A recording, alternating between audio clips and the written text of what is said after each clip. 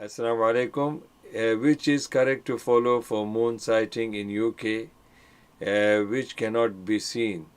When it cannot be seen. Okay, Morocco or Saudi Arabia. Either way is right, inshallah. There's no wrong. First of all, we should go by the scholars of this country. That's the best advice I can give. We have, mashallah, sighting of the moon, which is decided by the scholars, 12 degree, 15 degree, 18 degree. And these are, great scholars and God-fearing people who are putting their efforts to find the, sighting of the moon. So these people have seen and they have announced it. So I will advise you that don't talk about Morocco, don't talk about Saudi Arabia, talk about UK.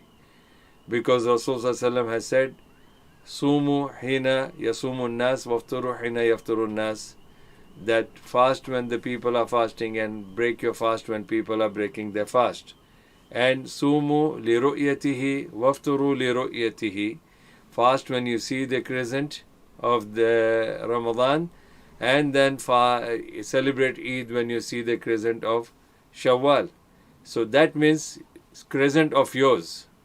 This is what we have to see, alhamdulillah. So here I know the scholars, they are, mashallah, they are putting their efforts, they are sincere people, they are trying to help us who are in this country. So we should go by them and we should not get into confusion, because yesterday, even in my Jummah khutbah, a brother told me that, Sheikh Saab, those people who started a day later, they have actually missed the first day, because actually the day when we started on Monday, the 6th of May, that was the correct sighting. And these people also have understood that. Allahu Alam now what they will do, or why they are not telling these things to the people, I don't know.